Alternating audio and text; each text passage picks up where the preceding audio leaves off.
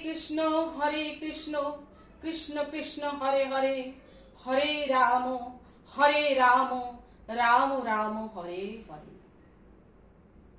আমার দাদু খেজুরি বন্দর সৎসঙ্গ আশ্রমের প্রতিষ্ঠাতা। আমার দাদু ঠাকুমা আমি দীঘা বেড়াতে যাই। আমার কাকু দীঘাতে পোস্ট অফিসের কাজ করত। আমরা চারজন দীঘার সমুদ্রে স্নানের জন্য নামি। প্রবল স্রোতের টানে ঠাকুমা আমি তলিয়ে যাই। ঠাকুমা সাঁতার জানত। আমাকে না পেয়ে ঠাকুমা খুব কান্নাকাটি করে। আমি খুব গভীরে চলে যাই।